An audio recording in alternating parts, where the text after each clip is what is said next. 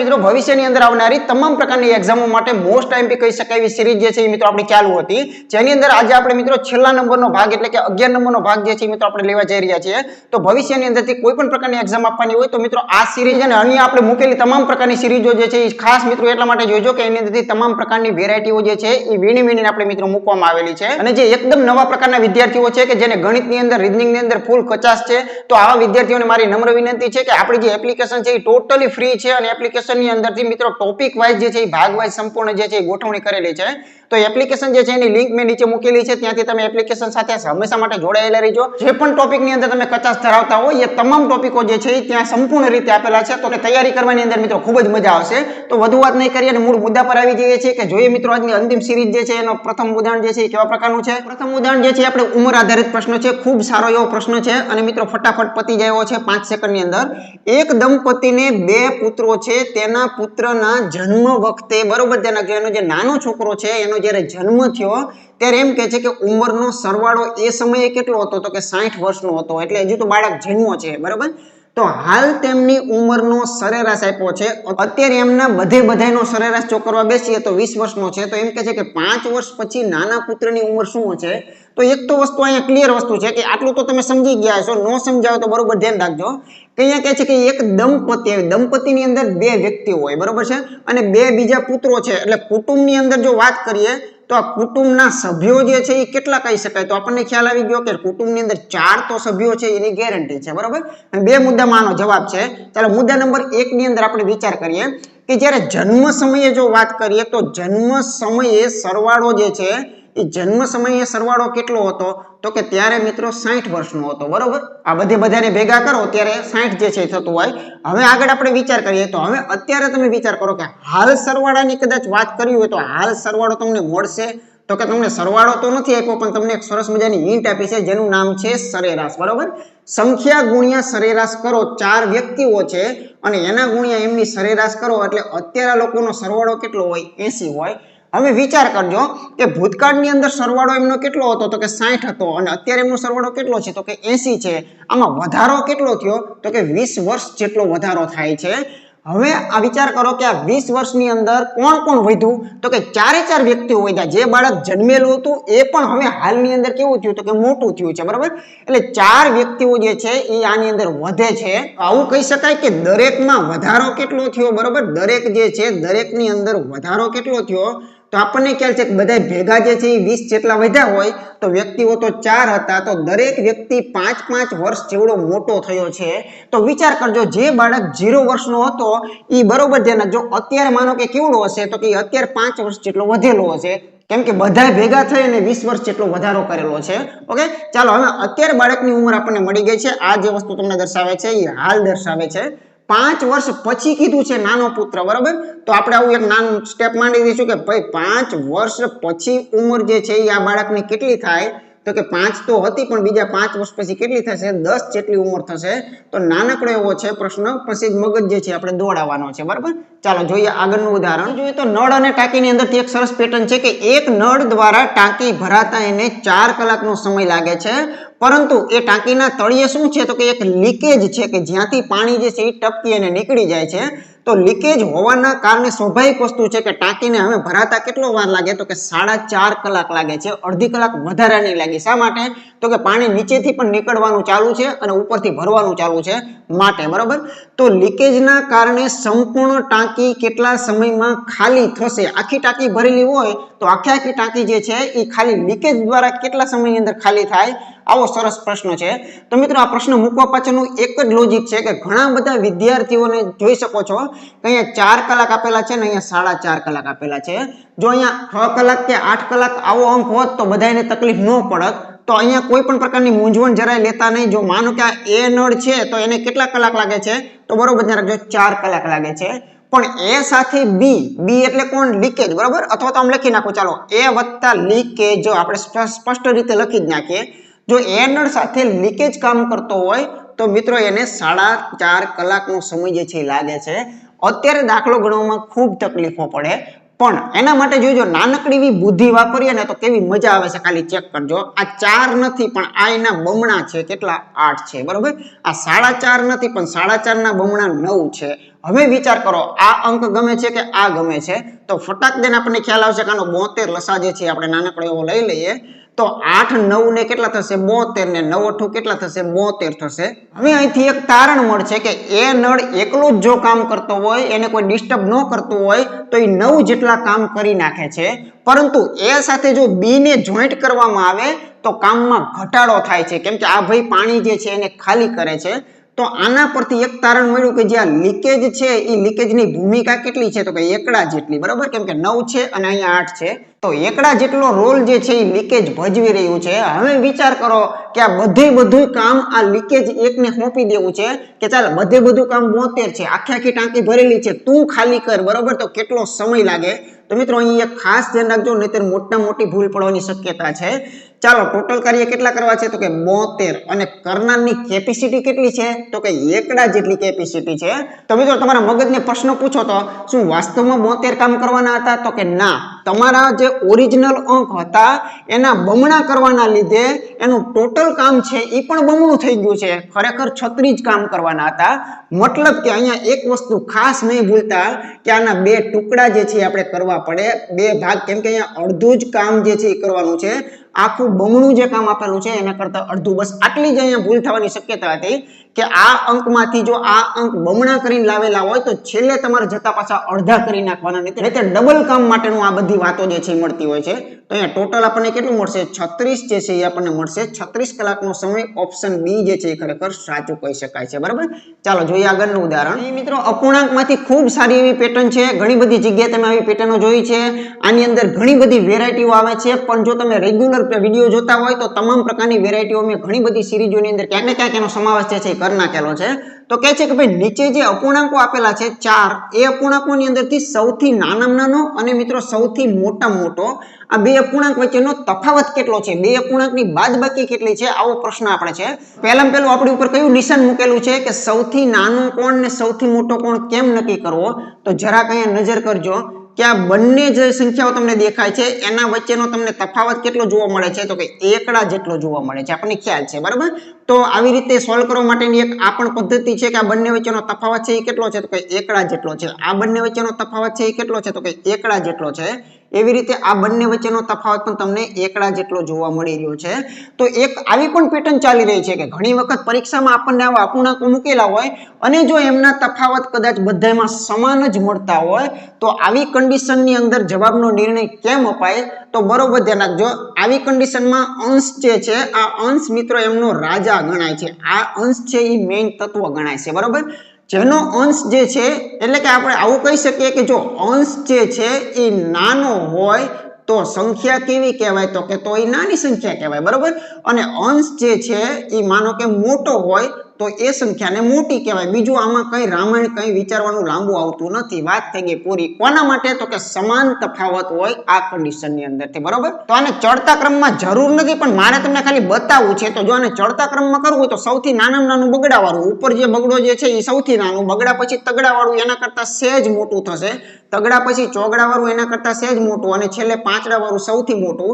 પ્રશ્ન આપણો એ છે કે આ બંને વચ્ચેનો તફાવત જે છે, આ બંને વચ્ચેનો બાદબાકી જે છે એ ખરેખર શું થાય? આવો આપણો પ્રશ્ન છે. તફાવત વખતે ખાસ નજરમાં રાખશું કે મોટામાંથી નાનું બાદ થાય એને તફાવત કહેવામાં આવતો હોય છે. તો મોટા પદને પહેલા લખીએ અને જે નાનું પદ જેમાંથી બાદ કરવું છે એને આપણે પાછળ લખીએ.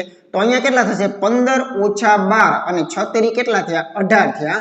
તો 15 માંથી એટલે અહીંયા કેટલા થશે? 3/18 થશે. એટલે ઉર્ફે આને શું કહી શકાય? 1/6 જે છે આનો તફાવત કહી શકાય. તો યોગ્ય વિકલ્પ જે છે આપણને ઓપ્શન સી જે છે એ જોવા મળે છે. ચાલો જોઈએ આગળનું ઉદાહરણ. પછી હવે અપૂર્ણાંકની વાત નીકળી છે તો એક આ બીજી પેટર્ન પણ મિત્રો ખાસ જોઈ લઈએ. બરોબર, કે અહીંયા જે આ અપૂર્ણાંકોની લાઈન આપી છે 5 અપૂર્ણાંકો, એને ચડતા ક્રમમાં જો તમે ગોઠવી નાખો તો એમની બરોબર વચમાં એટલે કે મધ્યમાં કઈ અપૂર્ણાંક જે છે એ આવે છે.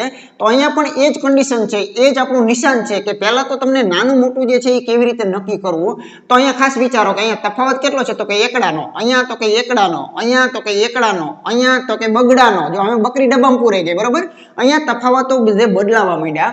તફાવત બદલાય તો આપણે પણ બદલી જવાનું, પછી મિત્રો પકડી નહીં રાખવાનું કે હમણાં આ રીતે કરેલું હતું તો અહીંયા શું કરી શકાય તો કે આવી પરિસ્થિતિની અંદર અંશ જે તમારો દેખાય છે આ અંશમાં તમે બધી જગ્યાએ શૂન્ય જે છે ને આપી દો તો ખૂબ મજા આવશે અને ખૂબ નાનકડો એવો જવાબ જે છે આપણને મળી જશે. અંશમાં તમે શૂન્ય મૂકો, ખાલી એક સ્ટેપ આપણે મૂકીએ બરોબર, સ્ટેપ ન મૂકીને તમે ડાયરેક્ટ મૂકી શકતા હોય તો પણ કંઈ વાંધો નથી બરોબર. તો અહીંયા આપણે 10/2 જોવા મળશે, અહીંયા જુઓ તો 30/5 જોવા મળશે, અહીંયા જુઓ તો 50/6 જોવા મળશે. હવે આપણે પાક્કા ઘડિયા જે છે આપણને આવડે છે, એમાં એવું ન કહેતા કે હવે આ ઘડિયા નથી આવડતા. મિત્રો 30ના 4 ટુકડા ખાલી અંદાજે વિચાર કરો તો 30ના અડધા 15 ને એના અડધા 7.5, તો આ રોકડા કેટલા છે? આ 7.5 છે, આમાં કોઈ ડાઉટ નથી.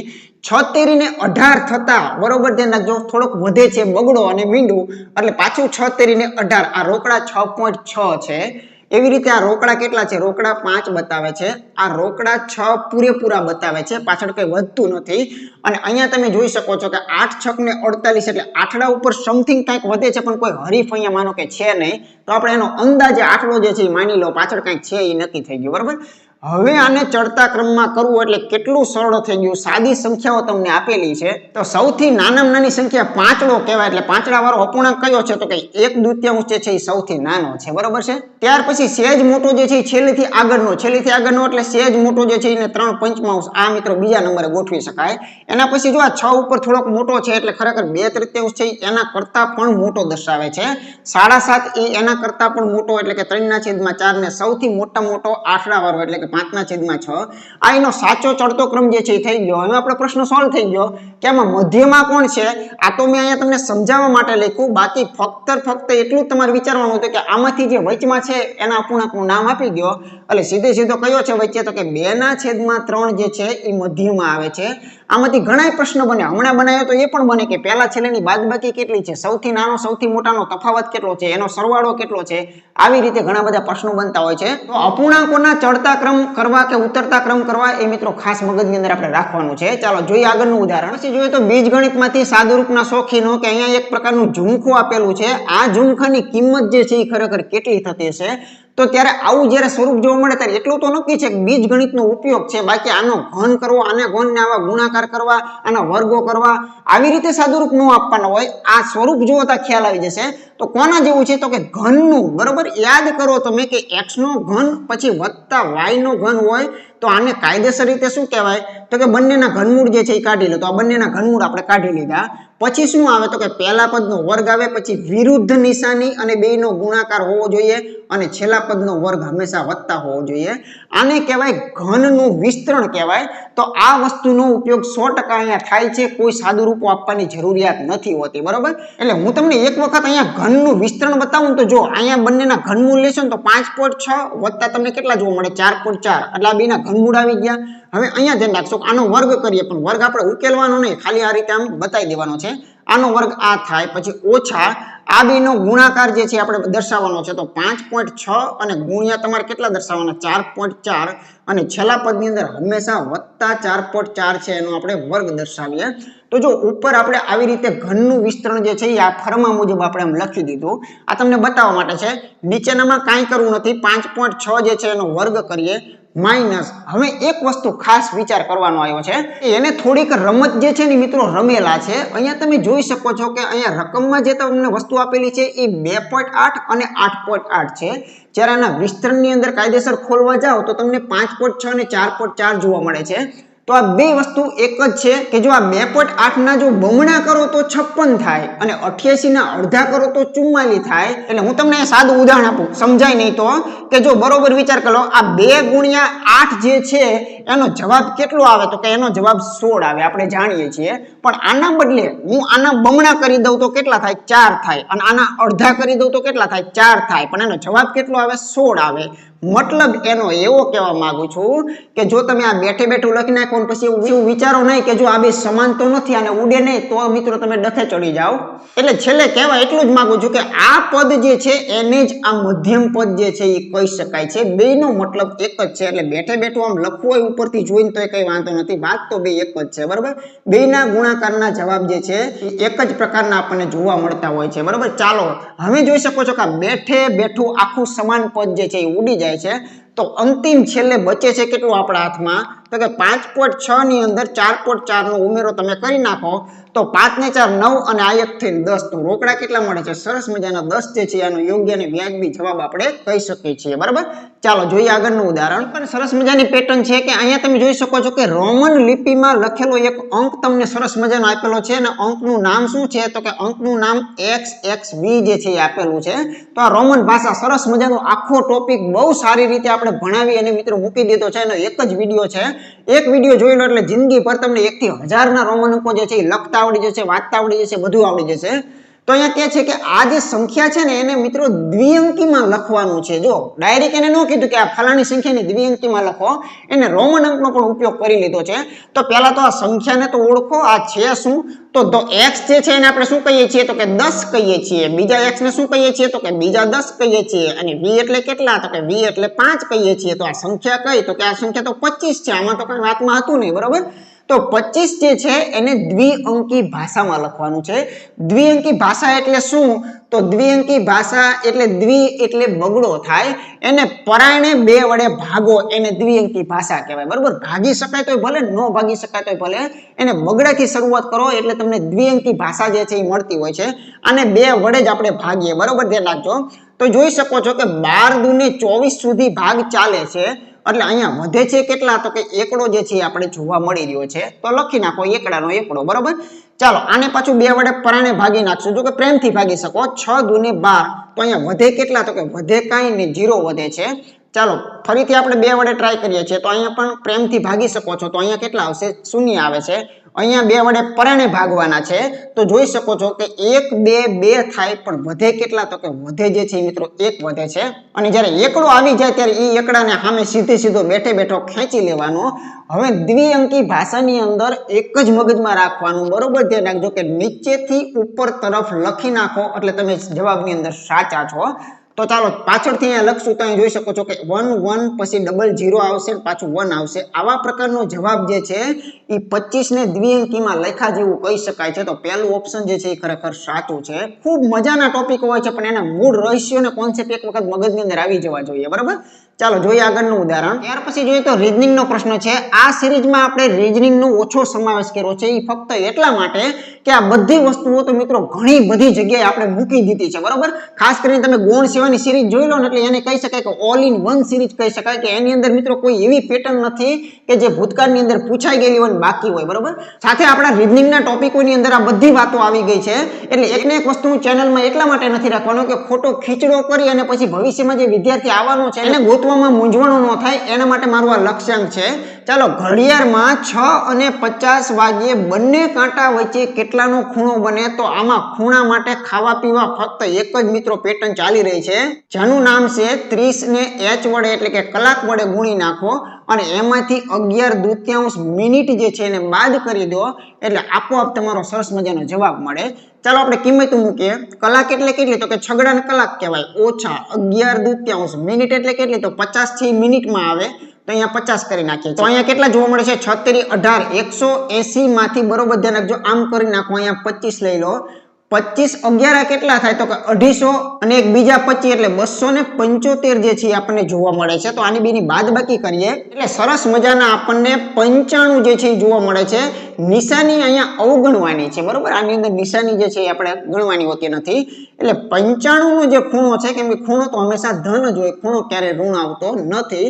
95 મિત્રો યોગ્ય જવાબ કહી શકાય છે. ચાલો જોઈએ આગળનું ઉદાહરણ. જોઈએ તો ઝીણકો એવો કોન્સેપ્ટ કહી શકાય. વાતમાં આમાં કાંઈ જ નથી કે અહીંયા જે તમને સાદું રૂપ એક આપેલું છે એને તમે કઈ સંખ્યા વડે ગુણાકાર કરો તો તમને 50 જે છે એ મળતું હોય. તો પહેલા તો આને મતલબ તો આનો સમજો તો આનો મતલબ તો સાવ ઈઝી છે. આનું વર્ગમૂળ 5 થાય. આ ઘનમૂળ દર્શાવે છે તો આનું ઘનમૂળ કરો તો પણ 5 થાય. વાસ્તવમાં સરવાળો તો આ સરવાળો કેટલો થયો? 10 થયો. તો હવે આને ખાલી જગ્યા વડે ગુણવાથી શું મળે? તો કે 50 મળે. તો કોના વડે ગુણવું? તો બધાને ખબર છે ધન પાંચડા વડે ગુણી નાખો, વાત થઈ જાય પૂરી. આમ કાંઈ વાતમાં હતું નહીં બરાબર. મુખવાસ જેવો દાખલો હતો. ચાલો જોઈએ આગળનું ઉદાહરણ. જોઈએ તો મિત્રો એક સરસ મજાની પેટર્ન છે. આમ સારી એવી પેટર્ન કહી શકાય છે. અગાઉ પણ કોક સિરીઝમાં આ પેટર્નની વાત થયેલી છે કે એક આવી ફેમસ સાદુરૂપ હોય છે કે a વત્તા 1/a તમને x સ્વરૂપે પણ જોવા મળે. તો x વત્તા 1/x આનું જો મૂલ્ય 2 હોય તો a ની 4 ઘાત વત્તા a ની 4 ઘાત ની કિંમત કેટલી થાય? તો અહીંયા ખાસ ધ્યાન રાખજો, અહીંયા મોસ્ટ ઓફ શું પૂછતા હોય છે કે a વર્ગ વત્તા 1 ના છેદમાં a વર્ગ આની કિંમત કેટલી થાય આવું પૂછતા હોય, પણ તમને એની બદલે 4 ઘાત પૂછેલી છે. મેં તમને શીખવાડ્યું હતું કે આમાંથી આ લાવવું હોય એટલે કેવી રીતે મળે. સાવ નાનું શોર્ટકટ કે અહીંયા આપેલી સંખ્યાનો તમે વર્ગ કરી નાખો. શું કરશો? વર્ગ કરો અને એમાંથી બગડાની બાદબાકી કરી નાખો. તો આનો યોગ્ય જવાબ જે છે આપણને સિમ્પલી કયો મળ્યો? 4 માંથી 2 ગયા એટલે કેટલા મળ્યા? તો કે 2 જે છે એ મળ્યા. આ કિંમત કોની કહેવાય? આ કિંમત કહેવાય વર્ગવાળાની. બરોબર, એટલે કે આવું ચોક્કસ કહી શકીએ કે a વર્ગ વત્તા 1 ના છેદમાં a વર્ગ આ તો આપણે શોધી લીધું, કેટલું મળે છે? 2. પણ આપણો ટાર્ગેટ એ નહોતો. આપણો ટાર્ગેટ શું છે? આપણો ટાર્ગેટ છે a ની 4 વત્તા 1 ના છેદમાં a ની 4. આ છે એ કેટલા થાય? હજુ આના પરથી એક રાઉન્ડ આપણે મારી દઈએ તો 1 થશે, કોઈ ફેર નહીં પડે. અહીંયા જે તમને સંખ્યા આપેલી હોય એના વર્ગમાંથી બગડાને બાદ કરી દો. વળી પાછું શું થશે? 4 માંથી 2 ગયા તો કેટલા આવે છે? 2.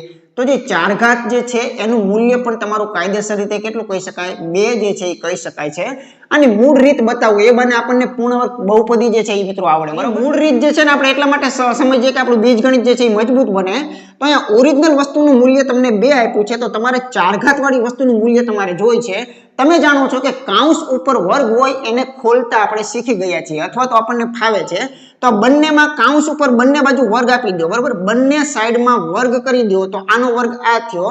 તો સામા પક્ષે આ બગડો જે છે એનો વર્ગ શું થયો? આ થયો. મેં તમને સીધું શોર્ટકટ જ કીધું કે આનો વર્ગ કરી દો, એવું મેં તમને હમણાં બતાવ્યું હતું. બરાબર, હવે ને ખોલવું ને એ ખાસ ધ્યાન રાખજો. કાઉન્સને કેવી રીતે ખોલાય?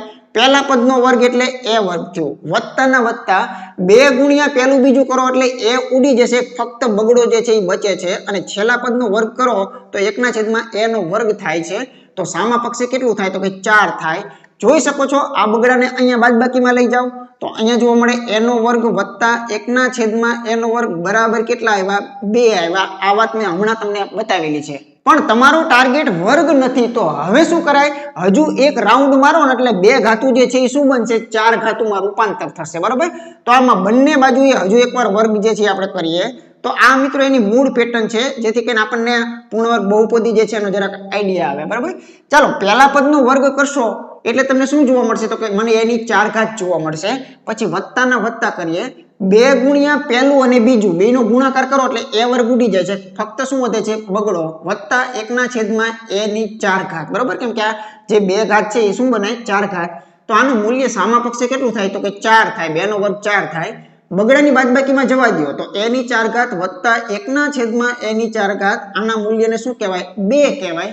તો એ જ મિત્રો આપણે વાત કરેલી હતી હમણાં. બરાબર, ચાલો જોઈએ આગળનું ઉદાહરણ. જોઈએ તો બીજગણિતનો નાનકડો એવો કોન્સેપ્ટ કે એક સમીકરણ છે, એમાં 2 ચલ કામ કરી રહ્યા છે, x નામનું તત્વ અને y નામનું તત્વ. 3x + 4y એને જો આઠડો કહેવામાં આવતું હોય તો આ સમીકરણનો ઉકેલ કયો હશે? તો મિત્રો ઉકેલ એટલે શું? તો ઉકેલ એટલે એનો અર્થ એવો થયો કે એનો જે જવાબ જે છે ને એ જવાબને જો આમાં તમે રિટર્ન આપી દો, આમાં તમે પાછો આપી દો તો ડાબી સાઈડમાં જેટલું મૂલ્ય આવે એટલું જ મૂલ્ય જમણી સાઈડમાં આવે. આ એનો ઉકેલ જે છે એ દર્શાવે છે. એટલે એનો સિમ્પલ સાદો મતલબ એવો થયો કે ઉકેલને તમે આમાં મૂકી શકો છો. બરાબર, ઉકેલને આપણે સમીકરણની અંદર તમે મૂકી અને ચેક કરી શકો છો. બરાબર, ચાલો ઉકેલને આપણે સમીકરણની અંદર જરાક મૂકવાનો પ્રયત્ન કરીએ. તો બેસ્ટ વસ્તુ એ જ રહેશે, કેમ કે સમીકરણ 1 છે એટલે ધારો તો તમે આમાંથી સીધો જવાબ નહીં લાવી શકો, એના માટે 2 સમીકરણની જરૂરિયાત પડતી હોય છે. એટલે માનો કે આપણે આ પહેલો જે છે એ વિકલ્પ આપણે મૂકીએ તો અહીંયા તમે જોઈ શકો છો કે x નું મૂલ્ય તમને કેટલું દેખાડે છે? 2 દેખાડે છે. તો y નું મૂલ્ય કેટલું દેખાડે છે? 1/2. કેમ કે હંમેશા ઉકેલની ભાષા કઈ હોય? તો કે x અને y આ રીતની ભાષા હોય છે. બરાબર, તો ચાલો આ બગડો અહીંયા મૂકી દેશો તો શું થશે? 3 કૌંસમાં 2 જોવા મળશે વત્તા 4 ના 4. y ની જગ્યાએ આપણે 1/2 મૂકી દઈશું અને બરાબર 8 ના 8 રાખીએ. આપણે ચેક કરીએ કે આ બાજુ આટલો આવે છે કે નથી આવતો. બરાબર, તો અહીંયા કેટલા થશે? 6 વત્તા અહીંયા ઉડાડો તો 2 વધે છે, બરાબર કેટલા થયા? 8 થયા. તો 8 બરાબર 8. તો ગણિત તો આને સાચું કહે છે કે 8 બરાબર 8 કહેવાય. સાચી વાત છે. તો આ એનો ઉકેલ હશે. આના સિવાય અન્ય કિંમતો જો આવી રીતે મૂકવાનો પ્રયત્ન કરશો તો ડાબી અને જમણી સાઈડ સમાન નહીં બને, કંઈક અલગ અલગ પ્રકારની બની જશે. તો આનો યોગ્ય અને સાચો વિકલ્પ જે છે એ આપણે પહેલો કહી શકીએ છીએ. પહેલો જ એનો ઉકેલ જે છે એ ખરેખર સાચો હતો. બરાબર, ચાલો જોઈએ આગળનું ઉદાહરણ. ત્યાર પછી જોઈએ તો હમણાં જ એક મિત્રએ કોમેન્ટ કરેલી હતી કે બહુપદીનો ભાગાકાર કેવી રીતે થતો હશે. જુઓ તમે આ વસ્તુ જે તમને આપેલી છે, આ જે બહુપદી આપેલી છે, આ બહુપદીને x ઓછા તગડા વડે ભાગતા શેષ જે છે એ શું મળે? તમને આવું મિત્રો પૂછે તો કેવી મજા આવે. બરાબર, ધ્યાન રાખજો. કે ચાલો 16 ને બરોબર ધ્યાન રાખજો 16 ને માનો કે 8 વડે ભાગતા બરોબર ભાગતા શેષ જે છે એ કેટલી આવે કોઈક આવો પ્રશ્ન કરી નાખે તો કેવી મજા આવે તો કે મજા જ આવે ને 16 ને 8 વડે ભાગવો હોય તો એમાં કઈ જવાબમાં શું આવે શૂન્ય શેષ જે છે આપણને મળતી હોય છે આપણને ખ્યાલ જ છે એટલે અંકો માટે તો આપણે માસ્ટર જે છે એ બની ગયા છીએ પણ બહુપદીની વાત આવે તો બહુપદીની જો વાત આવે ને તો સમજવાનું કે ભગવાનની આપણા ઉપર કૃપા છે બરોબર કેમ કે આ વસ્તુ એના કરતા પણ સરળ છે આના વડે તમારે ભાગાકાર કરવો હોય એટલે આને આમ કે ખોલી નાખો તો x નું મૂલ્ય તમને કેટલું દેખાય છે x બરાબર ધન તગડો દેખાય છે મતલબ એવો થયો કે x નું મૂલ્ય તગડો છે બધે તગડો મૂકી દો જવાબ આવે એ તમારી શેષ છે તો અહીંયા 2 કૌંસમાં 3 ની 3 ઘાત કરો -5 કૌંસમાં 3 ની 2 ઘાત કરો વત્તા 7 કૌંસમાં 3 કરો અને ઓછા આપણે 25 કરીએ ચાલો નાનકડો એવો હિસાબ આપીએ 3 3 9 3 27 27 ના બમણા કરો તો 27 દુને 54 થયા માઈનસ 3 તેરીને 9 9 પંચું કેટલા થશે તો કે 9 પંચું ને 45 થશે વત્તા 7 તેરીને 21 ને માઈનસ અહીંયા તમે જોઈ શકો છો 25 તમને જેમ મજા આવે એમ આની બાદબાકીઓ તમે કરી શકો તો જો સાદી રીતે 54 માં 21 નાખશો એટલે તમને જોવા મળશે 75 જોવા મળશે કેટલા જોવા મળશે 75 એવી રીતે આ બંને માઈનસ વાળા છે તો આ બેમાં આપણે જરાક ચેક કરીએ તો 4 ને 2 6 ને 1 7 તો આ કેટલા જોવા મળે છે 70 જે છે એ જોવા મળે છે એટલે આનો મતલબ એવો થયો કે 75 માંથી જો 70 ને આપણે બાદ કરીએ તો આની શેષ ફાઇનલ કેટલી મળે તો કે પાંચડો જે છે એ વધે છે તો એ પાંચડાને જ આની શું કહેવાય શેષ કહેવાય બહુ નાનકડો કોન્સેપ્ટ છે બરાબર કોઈ વસ્તુ જે છે એની અંદર અઘરી નથી હોતી કે કોઈ બહુપદીને કોઈ અન્ય બીજી બહુપદી વડે ભાગાકાર કરવો એનો મતલબ એમ કે એનું મૂલ્ય જે છે આની અંદર મૂકવું બરોબર એનો ભાગાકાર કહેવામાં આવે છે જોઈએ આગળનું ઉદાહરણ ત્યાર પછી આપણને ભૂમિતિમાંથી નાનકડો એવો કોન્સેપ્ટ કે ચોરસ અને લંબચોરસનું ક્ષેત્રફળ સમાન છે પહેલી હિન્ટ તો તમને એ આપી છે કે તમે જે બંને આકારો લીધા છે એ બંને આકારોની અંદર એક મેઇન ખાસિયત છે કે બંનેના ક્ષેત્રફળો જે છે એ કેવા છે તો કે સમાન છે તો એમાં એક લંબચોરસ છે એક આપણને ચોરસ આપેલો છે જોઈએ આપણે શું કહેવા માંગે છે જો લંબચોરસની લંબાઈ ચોરસ કરતા પાંચડા જેટલી વધારે હોય પહેલા તો ચોરસની તો કહો તો ચોરસની માનો કે કોઈ પણ નામ આપી દો તો આ બધી ચોરસની લંબાઈઓ તમને આપેલી છે બધી ચોરસની લંબાઈઓ કેવી હોય તો કે સમાન હોય આપણે જાણીએ છીએ બરાબર ચાલો ચોરસની જે લંબાઈ તમને આપેલી છે એના કરતા લંબચોરસ જે છે એની 5 વધુ છે તો અહીંયા જો a હોય તો આને શું કહેવાય a વત્તા પાંચડો કહેવાય બરોબર છે ચાલો અને પહોળાઈ જે છે એ 3 સેમી ઓછી છે લંબચોરસની જે પહોળાઈ છે એ ચોરસ કરતા કેટલી છે તો કે ઓછી છે કેટલી તગડા જેટલી તો આવી રીતે જે છે એ કોન્સેપ્ટ તમે સમજી ગયા છો તો પ્રશ્ન આપણો એ છે કે આની પરિમિતિ કેટલી થાય જ્યાં સુધી a નું સોલ્યુશન ન થાય ત્યાં સુધી આની પરિમિતિ કે ક્ષેત્રફળ કોઈ વસ્તુ આપણને મળે નહીં બરાબર તો આની શુભ શરૂઆત ક્યાંથી કરાય અહીંથી જ કરાય આપણે જાણીએ છીએ કે બેયના ક્ષેત્રફળ તો સમાન જ છે બરાબર બંને પક્ષે સરખી વસ્તુ છે તો આનું ક્ષેત્રફળને તો આપણે શું કહેવાય a ગુણ્યા a એટલે a નો વર્ગ કહેવાય બરાબર આના ક્ષેત્રફળને શું કહેવાય તો કે લંબાઈનો અને પહોળાઈનો ગુણાકાર a વત્તા 5 જો કૌંસનો ગુણાકાર છે એ મિત્રો આવી રહ્યો છે શીખી લેજો તો અહીંયા થશે a નો વર્ગ હવે આ બંનેનો ગુણાકાર કરીએ તો a નો વર્ગ પછી આ બેનો ગુણાકાર ઓછા 3a પછી આ બેનો ગુણાકાર કરો તો વત્તા 5a અને 2 માંથી 1 ઓછા છે એટલે ઓછા 15 જે છે એ જોવા મળે છે બંનેના a વર્ગને આપણે ડિલીટ મારી દઈએ છીએ હવે જોઈ શકો છો કે 5 માંથી જો 3 જાય તો તમને 2a મળે અને આ 15 છે ને આમ સામે આપણે મૂકી દઈએ તો આ 15 જે છે આવી રીતે દેખાય તો મિત્રો a નું મૂલ્ય આપણને મળી ગયું કે a કેટલા હોય 7.5 હોય બરોબર 7.5 હોય શા માટે 15 ના અડધા કરો એટલે 7.5 થાય તો તમારો a જે છે ને 7.5 ચાલે છે હવે તમારે જે જોતું હોય ને બધું મળે હું એમ કહું છું તો તમારે જે જોતું હોય ને એટલું જ ફક્ત મેળવો એને ફક્ત શું માંગ્યું છે એને લંબચોરસ છે ને એની પરિમિતિ માંગેલી છે તો આપણે પરિમિતિ જ લાવીએ બીજું કંઈ લાવવું નથી એટલે આ બધાને ભેગા ન કરવા તો આટલું તો સમજી લો કે 2 વખત જે છે ને એની લંબાઈ હોય આવી રીતે 2 વખત આની લંબાઈ હોય 2 વખત આની પહોળાઈ હોય બરોબર છે 2 વખત શું હોય આની પહોળાઈ જે છે એ હોય તો આવી રીતે સમજી લો ને તો ખરેખર ખૂબ મજા આવશે તો જો 7.5 ને અહીંયા તમે મૂકો છો તો 7 ને 5 12 થાય એટલે 12.5 થાય 12.5 જોવા મળશે વત્તાના વત્તા 2 ના 2 અહીંયા તમે 7.5 ને મૂકો તો 7 માંથી 3 ગયા ને તો મિત્રો અહીંયા તમને જોવા મળશે 4.5 જોવા મળે છે ચાલો કાંઈ બહુ અઘરું નથી 12.5 ના બમણા 25 રોકડા થાય અને મિત્રો 4.5 ના 9 થાય તો 25 અને 9 ને ભેગા કરો 34 જે છે એની પરિમિતિ યોગ્ય રીતે હોવી જોઈએ તો આની માટે સાચો વિકલ્પ જે છે મિત્રો છેલ્લો જે છે ખરેખર સાચો કહી શકાય તો સારો એવો નાનકડો એવો પ્રશ્ન હતો જેની અંદર ગુણાકાર જે છે સરસ મજાના આવેલા છે ચાલો જોઈએ આગળનું ઉદાહરણ ચાલો ત્યાર પછી જોઈએ તો સંખ્યાની રમત જે છે એ નાનકડી એવી આપેલી છે કે એક સંખ્યામાંથી ચોગડો જે છે એને બાદ કરવાનો અને પછી 6 વડે ભાગાકાર કરવાનો તો જો આવું તમે કરો તો થાય શું, તો કે તો આટલો જે છે આપણને મળી રહ્યો છે.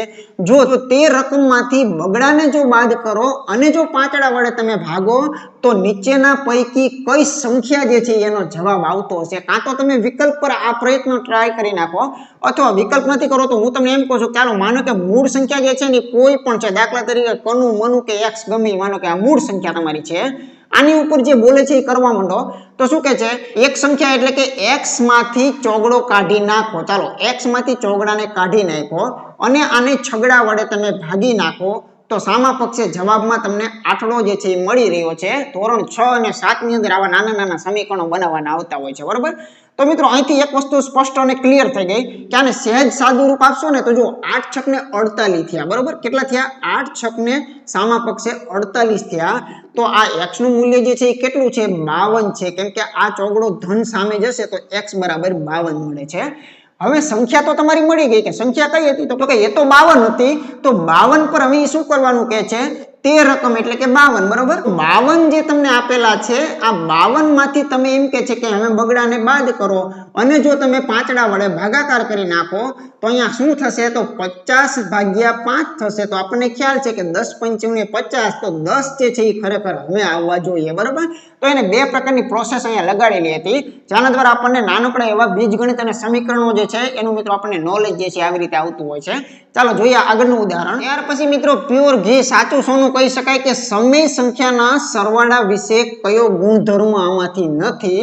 તો અહીંયા જે 4 ગુણધર્મ આપ્યા છે ને એ મિત્રો એની પર સરવાળો જે છે ને એને જરાક આપણે વિચાર કરવાનો છે. તો એ પહેલું ઓપ્શન કહે છે કે ક્રમનો ગુણધર્મ. શું તમે જાણો છો આવી રીતે ખામે કોઈ પાંચડાની અંદર બગડો કરી નાખશો અને જો કોઈ બગડાની અંદર પાંચડો કરી નાખશો, આ એકબીજાના ક્રમ કદાચ બદલી નાખો તો સરવાળાની અંદર એવી કોઈ અસરો થાય છે ખરી? તો બરોબર ધ્યાન રાખજો. તો આનો જવાબ કેટલો આવે? 7 આવે. આનો જવાબ કેટલો આવે? તો કે 7 આવે.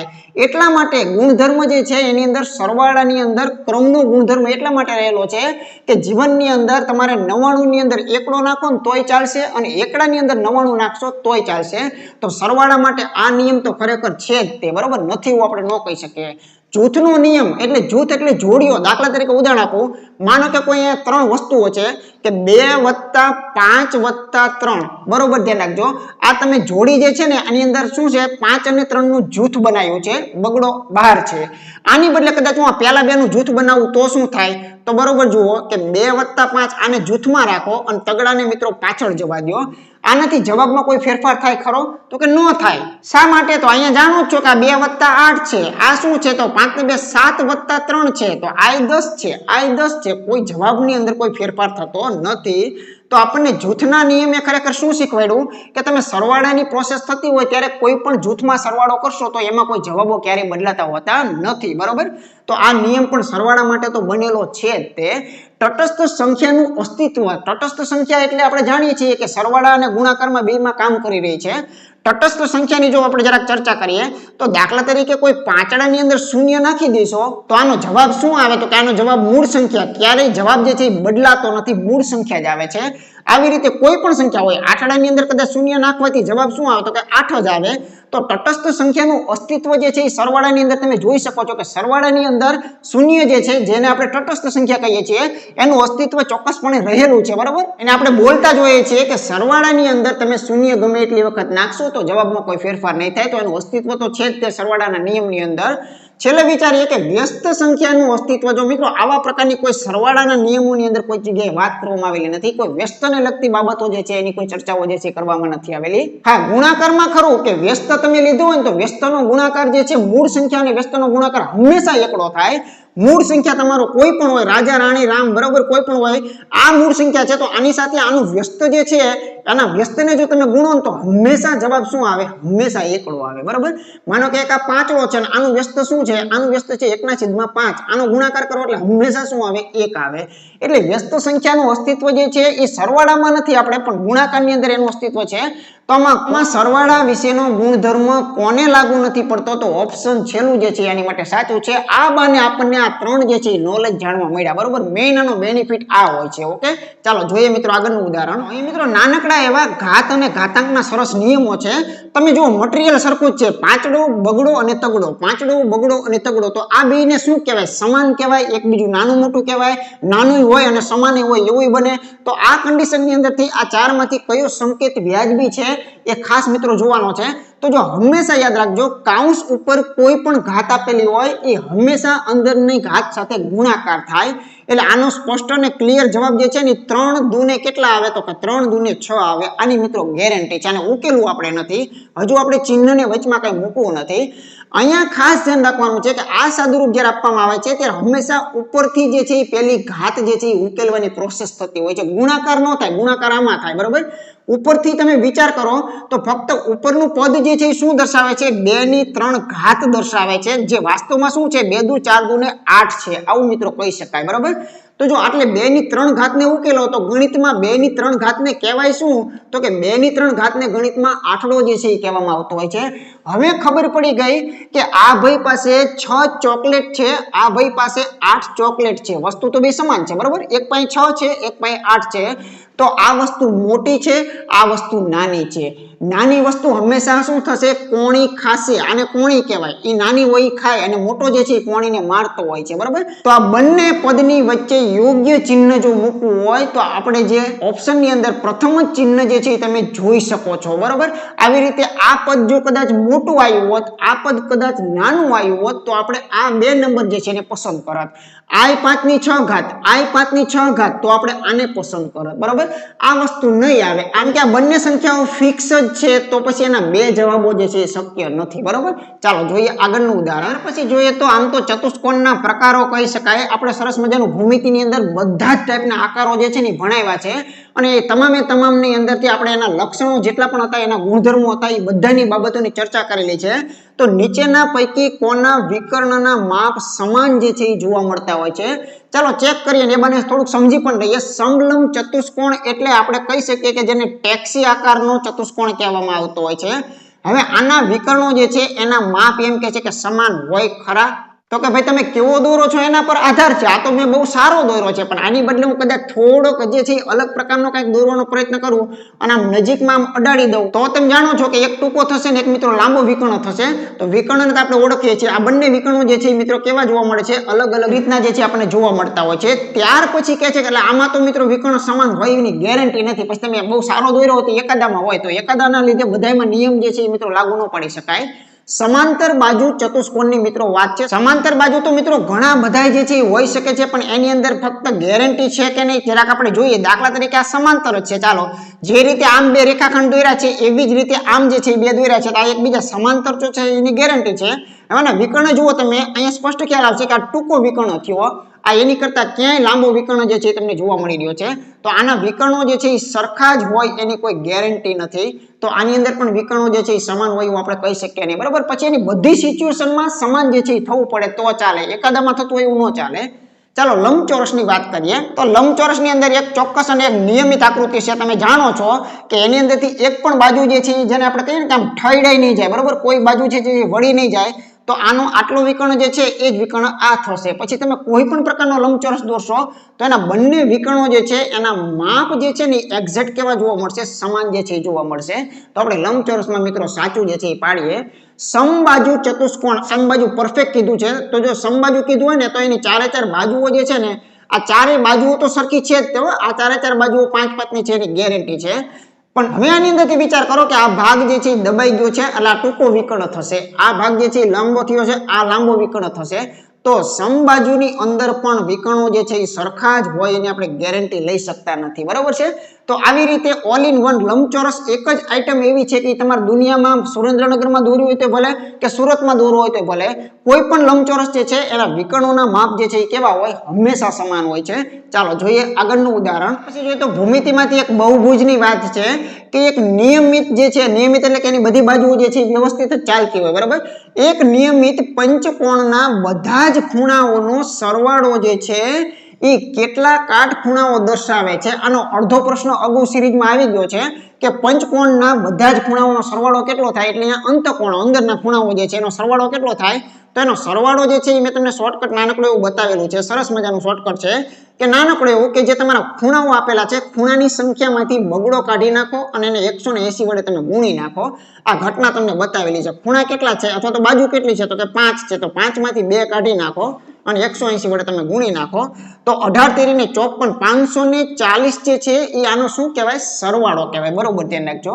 જો સરવાળો શોધો એમ પૂછે તો પ્રશ્ન અહીંયા પૂરો થાય. પણ એને વેરાયટી શું બનાવી કે આ જે સરવાળો જે છે એ કેટલા કાટખૂણાઓ દર્શાવે છે. મિત્રો તમે જાણો છો કે આ કાટખૂણો જે છે ને એ 90 એ ખરેખર બનતો હોય, તો 90 વડે આના ભાગ પાડી દઈએ કે આમાં 90 ના કેટલા ભાગ જે છે એ રહેલા છે, એ જ આપણો જવાબ છે.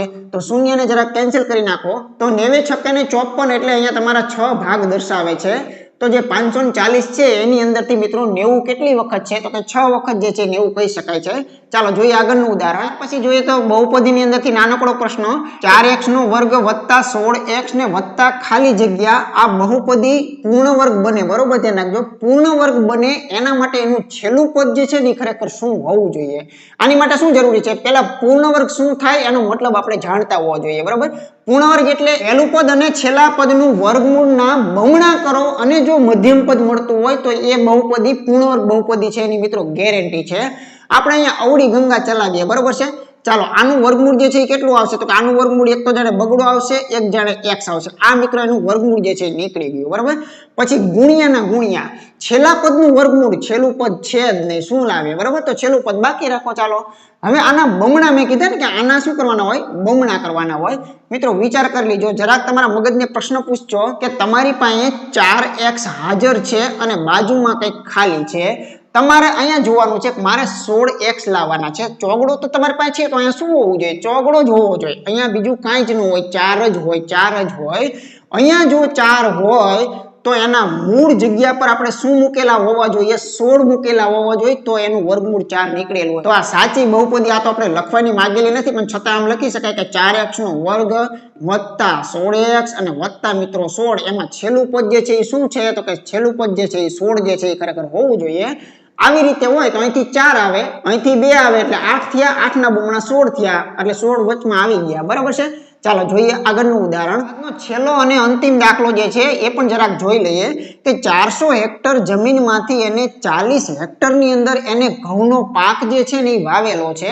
હવે જો આ પરિસ્થિતિને આપણે વર્તુળ આલેખ પર જો લઈ જઈએ તો વર્તુળ આલેખની દ્રષ્ટિએ જે ઘઉંનો ભાગ જે છે એને ખરેખર શું દર્શાવવામાં આવે છે. મૂળ બાબત કંઈક આવી છે કે દાખલા તરીકે માનો કે આ વર્તુળ છે. હવે આખે આખું વર્તુળ જે છે એ મિત્રો કેટલો ભાગ દર્શાવે છે, તો આખે આખું વર્તુળ જે છે એ તમારું પૂરેપૂરું 400 હેક્ટર દર્શાવે છે. પણ આ 400 હેક્ટર માંથી એમ કહેવા માંગે છે એ લોકો કે 40 ની અંદર જ ઘઉં જે છે એ વાવેલા છે, આટલામાં જ ઘઉં જે છે એ વાવેલા છે. તો આને આપણે કહેવાની ભાષા જે છે ને એ ટકાવારી છે કે અપૂર્ણાંક ભાગ છે કે પછી ખૂણો છે, તો ખૂણો માંગેલો છે, તમે જોઈ શકો છો. બરાબર. તો એ વર્તુળના કેન્દ્ર આગળ આખે આખો ખૂણો કેવડો હોય, 360 નો હોય. તો આવું તો આપણે સમજી શકીએ ને કે 400 હેક્ટર ની અંદર જો એ ઘઉં વાવી નાખે તો એનો ખૂણો જે છે એના ભાગમાં કેટલો આવે, 360 નો ખૂણો આવે. આમાં કોઈ ડાઉટ આપણને નથી. બરાબર. બધે બધું હોય એને શું કહેવાય, 360 નો ખૂણો જે છે એ કહેવાય. કેમ કે આ રાઉન્ડ થી આમ આખે આખો રાઉન્ડ મારે એટલે 360 થાય.